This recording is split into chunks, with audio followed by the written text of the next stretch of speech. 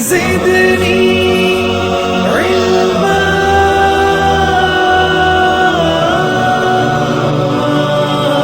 Okay जी बस थोड़ा सा लेक्चर है छोटा सा वो कंप्लीट करेंगे हम लोग।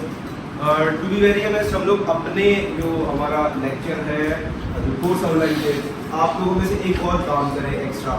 तो जिनसे तो सीआर में काम करते हैं आपको जस्टिफाई भी करते हैं आपके नंबर्स को कि एक तो रिसोर्सेज यूज हो रहे हैं। आपने कोर्स आउटलाइन अपने पास रखी है पूरा सेमेस्टर, ठीक है, and you are suppose to tell whole class in every week जब हमारा वीक स्टार्ट होता है हम लोग कहाँ पे, ताकि हम लोग कोर्स आउटलाइन के अकॉर्डिंगली भी चलते हैं, राइट। मेरे अकॉर्डिंगली मैंने कल देखी है तो हम लोग अपना हाफ एक लेक्चर पीछे कोर्स आउटलाइन से, लेकिन वो कवर कैसे होगा, वो कवर इस तरह होगा कि वो हाफ लेक्चर इसलिए पीछे कि आपकी ये वाली कोर्स आउटलाइन स्टार्ट होती है डायरेक्टली एबीसी से। हम लोगों ने तो कॉस्ट अकाउंटिंग की पूरी तैयारी की है, कॉस्ट अकाउंटिंग की पूरी तैयारी होती है वो 2-3 लेक्चर से कम में तो हो ही नहीं सकती, ठीक है। तो दैट्स वाई फिर जो है हम लोगों को एक्चुअली एक आधा लेक्चर पीछे हो गए जो कि इंशाल्लाह हम लोग कवर कर लेंगे संभव। आज जो हमारी कॉस्टिंग टेक्निक है, देखो एक दफा फिर याद करवाता हूँ। कॉस्ट अकाउंटेंट का काम क्या है, recording the process of recording the cost of cost units and cost processes in the cost centres, ठीक है, and then providing this accurate information to the management accountant. What management accountant is supposed to do? Management accountant will use this information and will use this information for planning and will use this information for controlling and decision making. ठीक है। अब जो कल का question हम लोगों ने ABC का किया जहाँ से हम लोगों ने डिफरेंस देखा था, that was part of planning कि इसको शट डाउन करना है कि नहीं शट डाउन करना है, इसको आगे लेके चलना है कि नहीं लेके चलना, that was part of planning. आज हमारी दूसरी एडवांस कॉस्टिंग टेक्निक है जो कि also comes into the planning which is called target costing. Target costing में you will not get much numerical question, rather it will be theoretical question, conceptual question आते हैं, ठीक है। हम लोग जो एब्जॉर्प्शन कॉस्टिंग करते हैं जिसे कहते हैं ट्रेडिशनल कॉस्टिंग, वो कैसे करते हैं, वो हम लोग टॉप डाउन आते हैं, ठीक है। टॉप क्या करते हैं, सबसे पहले सेलिंग प्राइस लिखते हैं, फिर उसमें से कॉस्ट माइनस करते हैं, जो हम लोगों ने कल भी किया, जो हम लोग स्टैंडर्ड कॉस्ट कार्ड बनाते हैं उसमें क्या करते हैं हम लोग सबसे पहले कॉस्ट फाइंड आउट करते हैं, direct material, direct labour, direct expenses, prime cost, production overhead, non production overhead, we find out the cost जो कि एक एस्टिमेटेड कॉस्ट होती है कि कितने में ये चीज बन रही है, राइट। अच्छा, उसके बाद क्या होता है, उसके बाद हम लोग जो सेलिंग प्राइस होती है उसमें से उस कॉस्ट को माइनस करते हैं। अच्छा, सेलिंग प्राइस किस बेस पे होती है, वो कोई बेसिस नहीं होती, हमें नहीं पता, हमें गिवन होता है सेलिंग प्राइस, हम माइनस करते हैं। उसके बाद जो प्रॉफिट आता है वो हमें एक्सेप्ट करना पड़ता है कि this is the profit acceptance. अब प्रॉब्लम क्या है, अब प्रॉब्लम ये है कि अगर हम लोगों को profit as it is accept ना करना हो, we want to earn profit according to our own choice, जो कि हर एक इन्वेस्टर का हक है। जायज इस्लाम भी कहता है जायज प्रॉफिट हो, लेकिन you can earn whatever you want, तो उसके लिए कुछ और सिस्टम होना चाहिए। तो target costing is normally known as bottom up approach. Bottom up approach का क्या मतलब है, आप इसमें सबसे पहले जो है क्या डिसाइड करते हैं, आप सेल्स प्राइस डिसाइड कर देंगे। अच्छा, ये जो सेल प्राइस डिसाइड होगी ये किस बेसिस पे होगी, ये मार्केट ड्रिवन होगी कि जो प्रोडक्ट आप बेचने जा रहे हैं, जो भी कॉस्ट यूनिट आप बेचने जा रहे हैं, वो मार्केट में कितने पे एक्सेप्ट होगी। मैं एग्जांपल बड़ा सिंपल सी एग्जांपल देता हूँ, पहले बिल्कुल हम लोग ग्राउंड से स्टार्ट करते हैं, फिर हम लोग ऊपर वाली एग्जांपल को भी आ जाएंगे। ग्राउंड रियलिटी ये है कि हमारी ये नमल में ये बिल्कुल जो गेट 3 है उससे आगे वो पराठे वाला खुला है ना, पराठे और चाय वाला खुला है। अब अगर वो पराठे को कहते हैं जी मैं नमल में कह रहा हूँ और नमल में मैं ये चीजें प्रोवाइड कर रहा हूँ, तो मैं जो है ना वो 200 रुपए का पराठा दूंगा, तो क्या उसका पराठा बिकेगा? नॉर्मल पराठा, क्या उसका पराठा बिकेगा? नहीं। चाहे को तो कोई भी सेल प्राइस सेट कर सकता है, उसका प्रोडक्ट कब बिकेगा, जब वो मार्केट कंपेटिटिव प्राइस होगी तभी बिकेगा ना। हाँ, 10-20 ऊपर नीचे हो सकते हैं, क्योंकि अगर वो यहाँ 60 का पराठा दे, बाहर 50 का मिल रहा है, तो कोई ये सोच सकता है यार जाना भी तो है, फॉर एग्जाम्पल अगर गाड़ी पे जाना है या मोटरसाइकिल पे जाना है, वो भी तो पेट्रोल लगाना है, चलो यही से खा लेते हैं, ठीक है। 10-20 का फर्क हो सकता है, लेकिन 100-150 का नहीं हो सकता, राइट। इसी तरह ये तो छोटी सी एग्जाम्पल जो कि हम लोग स्टार्टिंग से लेके चल रहे हैं कैफे की। थोड़ा सा और आते हैं, हम लोग आते हैं बाइक्स में। मतलब आज से कुछ 15 साल पहले, 10 साल पहले चाइनीज, 15 साल ही कह लो, चाइनीज बाइक का रिवाज शुरू हुआ था। ये जो 70 सीसी चाइनीज बाइक है, ठीक है। उससे पहले दो ही बाइक्स होते थे पाकिस्तान में 70 सीसी में, एक होंडा जिसे जापानीज बाइक कहते थे, एक सोहराब जो कि पाकिस्तानी मेड था, जो पाकिस्तानी मेड था, दो ही थे। और सोहराब भी जो अभी 70 आ रही है उस तरह वाला नहीं था, उसका साइलेंसर भी होता, उसका यामा तरह का साइलेंसर था, ठीक है। यही दो बाइक चलते थे और इनकी प्राइस में तकरीबन 20 से 25 हजार का फर्क था दोनों की प्राइस, क्योंकि होंडा जापानी गिना जाता था। फिर क्या हुआ, फिर चाइनीज बाइक आना शुरू हुई और धड़ा धड़ा यूनाइटेड, ब्रावो, फलाना फलाना, जूम, ये वो कई आ गए, लेकिन सारों की प्राइस ऑलमोस्ट सिमिलर। यूनाइटेड की भी, मैं आजकल की बात नहीं कर रहा, आजकल तो मेरे से लाख के पास पहुंचा हुआ है, लाख से भी ऊपर। मैं तब की बात है 150 चाइनीज बाइक, चाइनीज 120 तक है, ठीक है। तो हम लोग चलो आजकल की बात कर लेते हैं। जितने भी चाइनीज बाइक हैं वो राउंड अबाउट 120, 122, 118 के आसपास होंगे, क्योंकि सारी चीजें सेम है। अब एक और बंदा इस मार्केट में आना चाहता है तो क्या वो 160, 150 प्राइस सेट कर सकता है? नहीं, क्योंकि 150 तो होंडा मिल जाता है। तो क्यों कोई चाइनीज बाइक लेगा अगर वो जापानी बाइक मिल रहा है उसे? कहने को जापानी बाइक कहते हैं ना। तो इसका मतलब है आपको सेल प्राइस क्या करनी है, मार्केट ड्रिवन, जो कि मार्केट कंपेटिटिव हो। आप ड्रिवन भी कह सकते हैं, आप कंपेटिटिव भी कह सकते हैं, whatever word you want to use, just look into the book. जो भी अभी नहीं, जो भी बुक में वो नाम यूज कर रहा है, नाम वो यूज कर रहा है, ताकि वो एक्सटेंडेड वर्ड यूज होते हैं ना। मैंने आपको एक्सप्लेन कर दिया, आपने वो प्राइस रख दी। लेट्स सपोज वो प्राइस थी लाख रुपए, वैसे हाँ competitive price, exactly. Let's suppose वो प्राइस थी, मैं यहाँ पे लिखता भी जाता हूँ, वो प्राइस थी $1,00,000, लाख रुपीस, 100,000 रुपीस, ठीक है। हम लोग तो यहाँ पे करेंसी लिख रहे हैं, यहाँ पे PKR लिख लेते हैं, वो थी लेट्स सपोज लाख रुपया, ठीक है।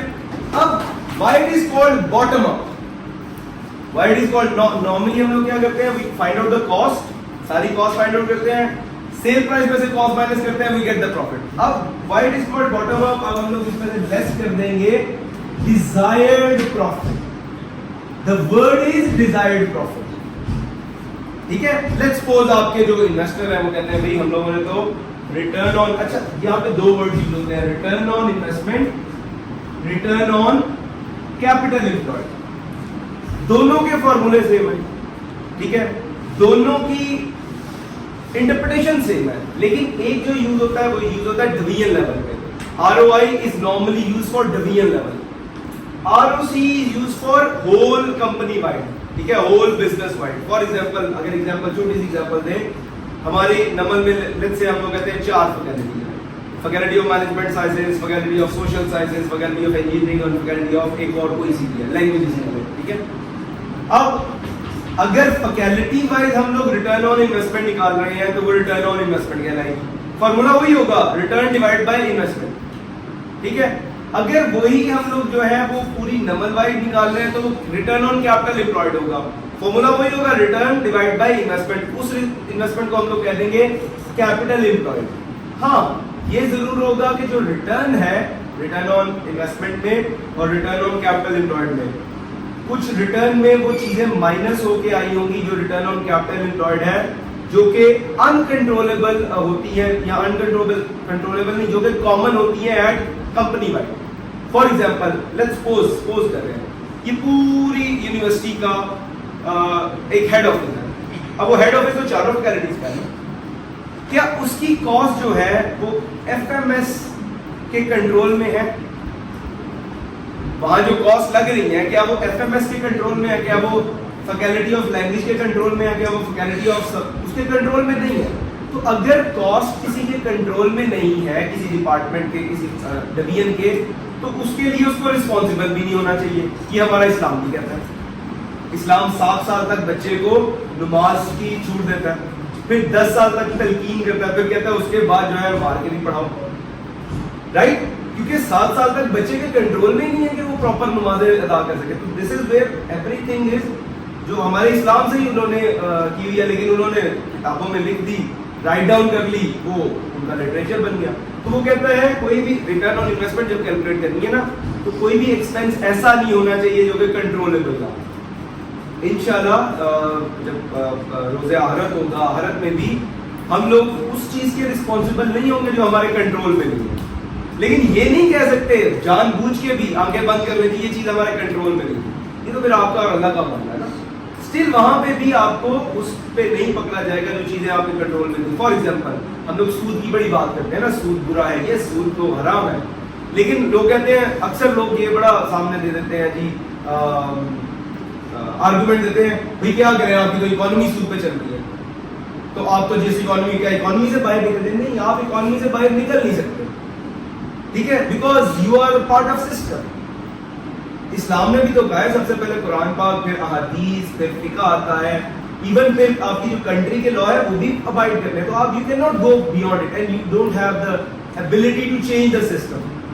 तो आपका उस पे तो कंट्रोल नहीं है, बट आपका अपने मैटर्स पे तो कंट्रोल है। आप सेविंग्स अकाउंट ना करो, आप सूद ना खाओ, आप सूदी कारोबार ना करो, तो ये तो कंट्रोल है ना। तो जो वही वहां से निकला हुआ है कि जो चीजें आपके कंट्रोल में नहीं है उसके एक्सपेंस यहाँ पे नहीं लाएंगे, जबकि वो चीजें रिटर्न ऑन कैपिटल एम्प्लॉयड में आई होंगी, क्योंकि जब आप पूरी कंपनी वाइड कर रहे हैं तो चीजें कंट्रोल में, ठीक है।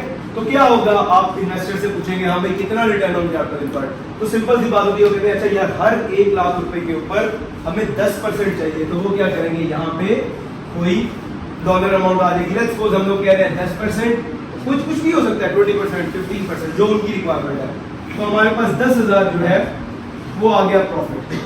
अब हम लोग इसको माइनस करेंगे तो हमारे पास क्या आ गया, 90,000 या डॉलर। तो इसको हम लोग क्या कहेंगे, this is called our target cost, जो कि अब हम लोगों ने अचीव कर ली, ठीक है। एक टारगेट आ गया जो कि हमारे पास 90,000 का आ गया। या चलो हम लोग इसको और करते हैं, हम लोग इसको कहते हैं जी 20% था, वो कहता है 20% मिले तो टारगेट कॉस्ट इज 80,000, थोड़ा और कर लीजिए, ठीक है।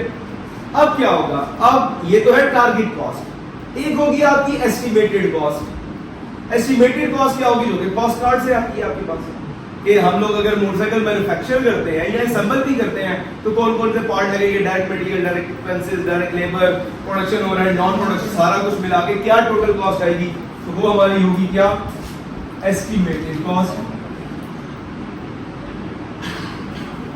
ठीक है जी। अब इन दोनों में डिफरेंस होगा, इट इज अनलाइकली कि ये दोनों जो है वो सेम है, अनलाइकली इन दोनों में डिफरेंस होगा। वो डिफरेंस दो तरह का होगा, एक होगा कि आपकी जो एस्टिमेटेड कॉस्ट है वो ग्रेटर होगी टारगेट कॉस्ट से, और दूसरा जो होगा वो होगा आपकी जो एस्टिमेटेड कॉस्ट है वो होगी लेस टारगेट कॉस्ट से, ठीक है। अब मैं फिगर्स लिखता हूं यहां पे, ठीक है। एक सिचुएशन क्या है कि आपकी टारगेट कॉस्ट तो 80 है, ये तो दोनों में सेम होगी। यहां पे आपकी एस्टिमेटेड कॉस्ट आ गई 90,000, यहां पे आपकी एस्टिमेटेड कॉस्ट आ गई 70,000, ठीक है। पहले बात करते हैं इसकी। अगर आपकी एस्टिमेटेड कॉस्ट कम है टारगेट कॉस्ट से तो फायदे ही फायदे, क्योंकि वो जो एक्स्ट्रा 10,000 बच रहा होगा वो भी आपके प्रॉफिट में ऐड हो जाएगा, आपका प्रॉफिट 30 पे चला जाएगा, ठीक है ना। यानी आपकी टारगेट थी कि आपका रिटर्न ऑन कैपिटल एम्प्लॉयड निकालने के बाद आप कहते थे 80 में हमने चीज बना के बेचनी है, लेकिन आपकी बन के बिक रही है 70 में, तो फायदा ही फायदा ना, ऐड होगा। ऐसा नहीं होता, ऐसा तो नहीं होता। क्यों? क्योंकि जब प्रॉफिट वो डिफाइन करेंगे तो everyone wants to earn more, we are as a person we are greedy, we are greedy, we have to accept it, ठीक है। but we need to control our greed, हमें अपने ग्रीड को control करना, और यही इस दुनिया का इम्तिहान है, ठीक है। कोई नहीं कंट्रोल कर पाता, कोई कंट्रोल कर पाता है, तो ग्रीड को, तो ये दिस सिचुएशन इज अनलाइकली, हो सकती है। अच्छा, ये अनलाइकली क्यों है? आप ये सारी रिपोर्टिंग जो है, देखो फाइनेंशियल मैनेजमेंट अकाउंटेंट का काम क्या है, प्लानिंग और कंट्रोलिंग, और ये फिर डिसीजन मेकिंग होती है डायरेक्टर लेवल पे, डायरेक्टर फाइनेंस बैठा होगा, डायरेक्टर शायद पेरोल भी बैठा हो, बहुत सारी टीम होती है, इन्वेस्टर्स भी बैठे हुए। आपने प्रेजेंट किया जी कि जी ये तो इतना है, तो कहेंगे भाई आपकी इतनी ही बुरी कैलकुलेशन है कि आपने पहले प्रॉफिट एस्टिमेट ही कम किया था, अब प्रॉफिट एस्टिमेट बढ़ाते ताकि टारगेट्स मिलते, ठीक है। ये तो स्लैब आ रही है, तो इसका मतलब इतना मार्जिन था तो आपने पहले क्यों नहीं रखा, आपकी रिसर्च ही नहीं हुई, ठीक है। तो लाइकली क्या है, लाइकली ये है कि क्या होगा, आपकी जो एस्टिमेटेड कॉस्ट है वो ज्यादा होगी किससे, टारगेट कॉस्ट से। तो इस ये जो ज्यादा ये कम होना है, दोनों में जो डिफरेंस है, इसको हम लोग कहते हैं टारगेट कॉस्टिंग के जो कर रहे होते हैं, इसको कहते हैं कॉस्ट गैप, कि भाई अब कॉस्ट गैप आ गया। अब ये वाला भी कॉस्ट गैप है, ये भी कॉस्ट गैप है, ये फेवरेबल कॉस्ट गैप है, ये एडवर्स कॉस्ट गैप है।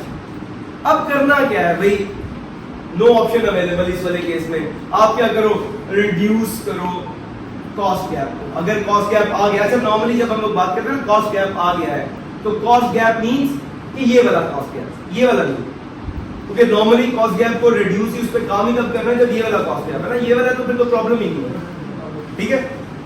अच्छा कॉस्ट गैप को आप क्या करना है, रिड्यूस करना है, ठीक है जी। अच्छा रिड्यूस कैसे करना है, yes there are techniques which will study after few minutes, लेकिन रिड्यूस करने के लिए सबसे पहला काम आपने क्या करना होता है, आपने अपनी जो प्रोडक्ट्स हैं जो आप सेल कर रहे हैं उसका वैल्यू एनालिसिस करना है।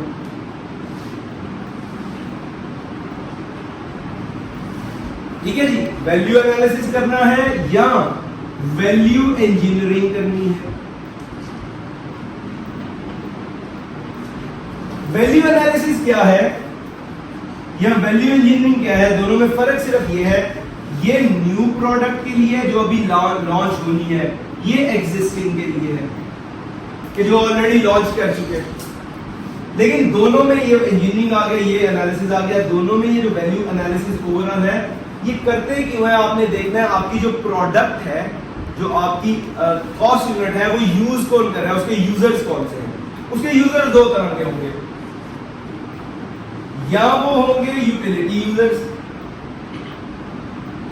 या वो होंगे एस्टीम यूजर्स, ठीक है। अच्छा वैल्यू एनालिसिस अगर जनरली हम लोग बात करें तो what is value analysis, value analysis को हम लोग डिफाइन करते हैं, ठीक है। It is written in your books, exactly यही वर्डिंग नहीं होगी, अगर मैं इसको खुद से सोचूं तो इट इज, देखो कोई भी अगर एनालिसिस करेंगे तो सिस्टमैटिक होना चाहिए ना, अनसिस्टमैटिक तो कर नहीं सकते, या आप प्रोडक्ट को देख रहे हैं तो एक सिस्टमैटिक एनालिसिस है, ठीक है। जैसे हम लोग कहते हैं systematic allocation of cost over the useful life of the asset is called depreciation, financial accounting में। इसी तरह आपने सिस्टमैटिक एनालिसिस करना है किसका, एग्जिस्टिंग प्रोडक्ट के डिजाइन का, उसको तो डिजाइन ही करेंगे ना, या एग्जिस्टिंग प्रोडक्ट का। अच्छा क्यों करना है, ये तो मैंने आपको पहली क्लास में कहा था, जब भी डिफाइन करना है आपने व्हाट, व्हाई, हाउ, ये तीन वर्ड्स लाजमी होने चाहिए। तो पहले तो हमने कहा व्हाट, हम करके रहे हैं सिस्टमैटिक एनालिसिस करना है किसका, किस चीज का, एग्जिस्टिंग प्रोडक्ट का या न्यू प्रोडक्ट के डिजाइन का। क्यों कर रहे हैं भाई, टू रिड्यूस द कॉस्ट, ठीक है। हाउ, कैसे कर रहे हैं, बाय रिमूविंग, या जो भी वर्ड उसने यूज किया, बाय एक्सक्लूडिंग और removing all those non value added activities from the product और प्रोसेसेस। नॉन वैल्यू एडेड चीजों को आपने निकाल देना है जिसके लिए आपका कस्टमर पे नहीं कर रहा। अच्छा नॉन वैल्यू एडेड चीजों को निकालने के लिए आपके लिए बड़ा जरूरी होगा कि आप देखें कि आपकी प्रोडक्ट यूटिलिटी यूजर्स यूज कर रहे हैं कि एस्टीम यूजर्स यूज कर रहे हैं, आपकी प्रोडक्ट की यूटिलिटी वैल्यू है या एस्टीम वैल्यू है। अब इस पे बात करते हैं, यहां तक क्लियर है। यूटिलिटी यूजर कौन होगा, बड़ी एग्जांपल देता हूं, बड़ी सिंपल सी एग्जांपल देता हूं। एक बंदा है, उसने गाड़ी ले ली है, उसने पूछा भाई गाड़ी कैसी चाहिए, उसने कहा यार मैंने ऑफिस से घर आना है, घर से ऑफिस जाना है, या वीकेंड पे थोड़ा घूम फिर, बच्चों को घुमा फिरा लेना। गाड़ी ऐसी होनी चाहिए जो रास्ते में ब्रेक डाउन ना हो, ठीक है, जिसमें एसी काम करता हो या हीटिंग काम करती हो, कंफर्ट ठीक है, सीटें थोड़ी सी कंफर्टेबल, दैट्स इट, मुझे ये चाहिए, और इकोनॉमिकल। अब ये बंदा यूटिलिटी यूजर्स में आ रहा है, जो कि उसकी गाड़ी जिस पर्पस के लिए बनी है उस पर्पस के लिए वो उसको ट्रांसपोर्ट के लिए इस्तेमाल कर रहा है। अब क्या इस यूजर को अगर आप अच्छा फर्नीचर गाड़ी का नहीं देंगे, इंटरनल फर्नीचर, तो क्या उसे कोई प्रॉब्लम होगी? हाँ थोड़ी बहुत हो सकती है, लेकिन मेजर प्रॉब्लम नहीं होगी। वो उस पर ये नहीं रिजेक्ट नहीं कर सकता गाड़ी। आप पहले फाइबर लगाते थे, फिर आपने प्लास्टिक लगा दिया गंदा, क्या उसे कोई तकलीफ होगी? शायद एक दो को हो जाए, बाकियों को नहीं होगी। जैसे फॉर एग्जांपल इस रेंज में पूरी सुजुकी की गाड़ियां आ जाती हैं, ऑल्टो कर लो, वैगनर कर लो, कल्टस कर लो, ये सारी गाड़ियां, ठीक है, कि पर्पसफुल करनी है। अब आप देखेंगे अगर इस तरह की प्रोडक्ट है, मैंने खुद देखा, मैंने जब मैं यूएई से आया तो 2017 में मैंने वैगनार ली, ठीक है। फिर वही बेच के मैंने 2019-20 में फिर एक और वैगनार ली नए मॉडल की, उसमें मैनुअल में। फिर 2020 में मैंने उसमें ऑटो में ली वैगनार, ताकि घर के लिए भी यूज़ करनी थी। अब जो 2017 की बिल्ड क्वालिटी थी वो 2022 की बिल्ड क्वालिटी नहीं थी। 2022 की बिल्ड क्वालिटी मेरे पास वो गाड़ी अभी भी है डेफिनेटली। वो जो पिछला दरवाजा है उसका जो हैंडल होता है उसके नीचे से ना यूं जैसे नहीं पेंट का ड्रॉप गिरता हुआ लग रहा है, वो वहीं पे खुश्क हो गया हुआ। अब क्या ये गाड़ी के अंदर ये होना चाहिए? नहीं होना चाहिए। लेकिन क्या मैं इस चीज के ऊपर उसको रिजेक्ट करूंगा? नहीं करूंगा, क्योंकि मेरी यूटिलिटी पूरी करनी है। अच्छा, इसके कंपेयर करते हैं दूसरी चीज, एस्टीम यूजर। एस्टीम यूजर क्या यार, गाड़ी हो यार वो 2 सेकंड में जो है ना 100 पे जाएगा, पहली चीज। अच्छा, उसका यार इंटरनल फर्नीचर जो है ना वो वुड का होना चाहिए, ठीक है। उसकी जो है ना वो कंफर्ट लेवल जो है ना वो ऐसा हो कि हम जब से भी गुजरे तो हमें प्रॉब्लम ना हो। अब ये यूजर एस्टीम यूजर है। फॉर एग्जांपल बुगाटी आ गई, फॉर एग्जांपल फॉर्च्यूनर आ गई, फॉर एग्जांपल जो है रोल रॉयस आ गई, ठीक है, ये वाले लोग हैं। अब अगर यही लोग गाड़ी खरीदेंगे और वो जो पेंट का गिर रहा होगा तो क्या वो खरीदेगा? नहीं खरीदेगा। अच्छा, ये जो पेंट का गिर रहा है, फॉर एग्जांपल अब हम लोग कॉस्टिंग की तरफ आते हैं ना, कॉस्ट कहाँ पे काम करेगी? वो जो पेंट का वो ड्रॉप गिर रहा है वो क्यों गिर रहा है? क्योंकि उन्होंने कोई एक प्रोसेस रिमूव कर दिया, मतलब शायद क्वालिटी कंट्रोल पे क्वालिटी इंस्पेक्शन कम कर दी हो, जिसकी वजह से वैगनआर में ये प्रॉब्लम आ रही है। वो क्वालिटी इंस्पेक्शन कम करने की वजह से उनकी कॉस्ट सेव हो रही है। हम तो बिजनेस के हवाले से बात कर रहे हैं, उनकी कॉस्ट सेव हो रही है। लेकिन अगर यही क्वालिटी इंस्पेक्शन बुगाटी वाला, रोल्स रॉयस वाला काम करेगा तो क्या काम करेगा? नहीं। अच्छा, दूसरा, आप पेट्रोल की एफिशिएंसी के लिए कोई एक यूज करते हैं, फॉर एग्जांपल एक इक्विपमेंट यूज करते हैं जो कि पेट्रोल की एफिशिएंसी करता है, ठीक है। अब वैगनआर या कल्टस या ऑल्टो खरीद ही वो रहा है कि जो वो पेट्रोल की एफिशिएंसी के लिए खरीद रहा है, वो जो इक्विपमेंट है वो मिलता ही एक जगह से, लेट्स सपोज वो जापानीज मिलता है और नहीं मिलता, चाइनीज मिलता है, लेकिन वो अगर वो लगाए तो वो पेट्रोल की एफिशिएंसी को कम कर देता है। कार्बोरेटर की बात कर लेते हैं, अच्छा कार्बोरेटर और लो क्वालिटी का कार्बोरेटर। अब अगर वैगनआर में आप कॉस्ट सेव करने के लिए वो अच्छी क्वालिटी के कार्बोरेटर या जो भी अब तो EFI आ रहे हैं, तो EFI में कार्बोरेटर नहीं होते, वो EFI इक्विपमेंट लगा देते हैं लो क्वालिटी का, तो वो एफिशिएंसी कम कर देगा पेट्रोल की। तो क्या ये एफिशिएंसी जो कम होगी, क्या वैगनआर वाला या ऑल्टो वाला उसको एक्सेप्ट करेगा? नहीं, क्योंकि वो तो ले ही उसके लिए रहा है, ठीक है। अगर 15 देती है तो 15 से 10 पे आती है तो क्या एक्सेप्ट करेगा? नहीं। इसी के एज कंपेयर टू हम लोग जाते हैं ये रोल्स रॉयस में, बुगाटी में, फॉर्च्यूनर में या प्राडो में, जो 8 सिलेंडर है, जो ऑलरेडी 1 किलोमीटर में 1 लीटर में 6 किलोमीटर या 5 किलोमीटर दे रही है। आपने कोई ऐसा पुर्जा इंजन में से रिमूव कर दिया जो कि ओवरऑल उसकी लुक्स को, इन चीजों को खराब नहीं कर रहा और पकड़ा भी नहीं जाएगा, क्योंकि वो इंजन बंद होता है, उसकी स्पीड में भी फर्क नहीं डाल रहा। लेकिन वो आगे 6 किलोमीटर देती थी 1 लीटर में, अब 5 किलोमीटर देगी 1 लीटर में, तो फर्क पड़ेगा?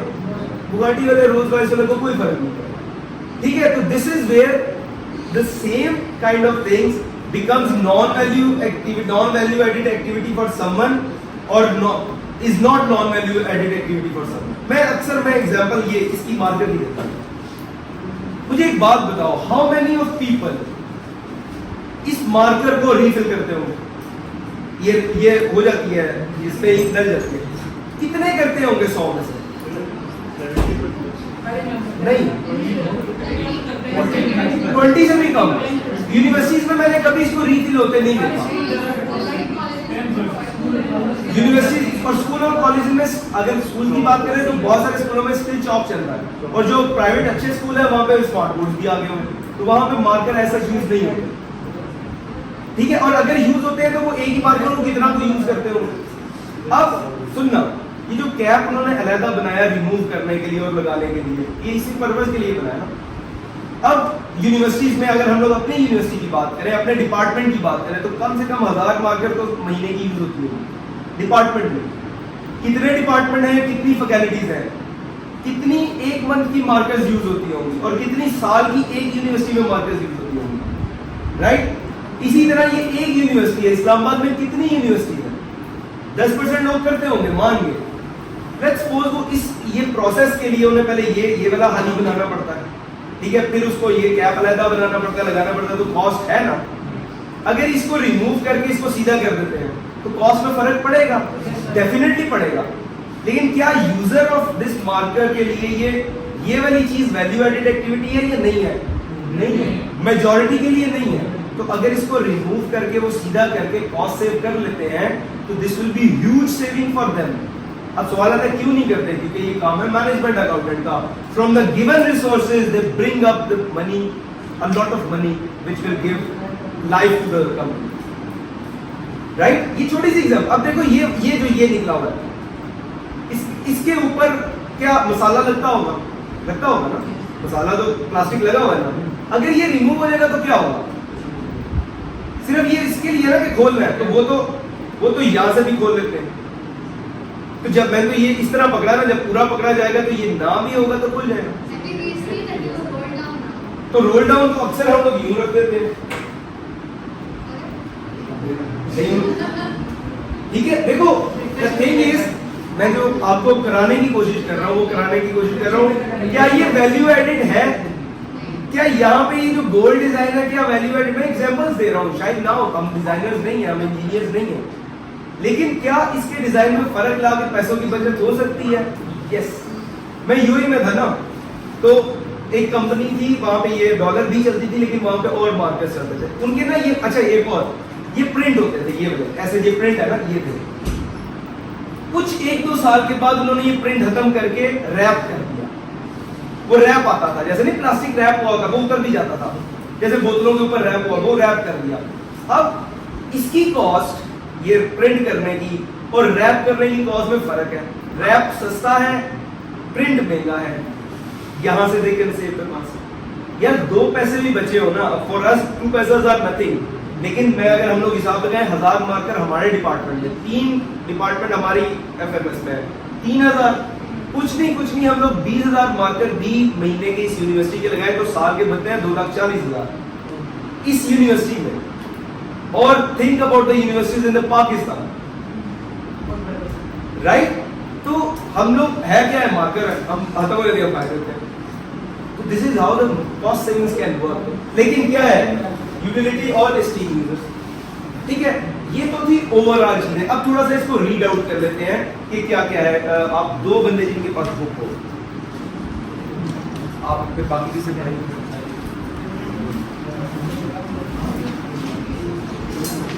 ओके जी, पेज नंबर चलते हैं हम लोग।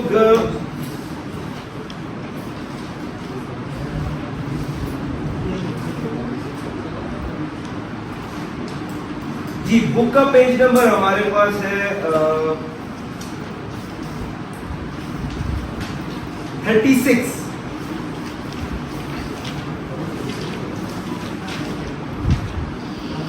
बुक का पेज नंबर 36।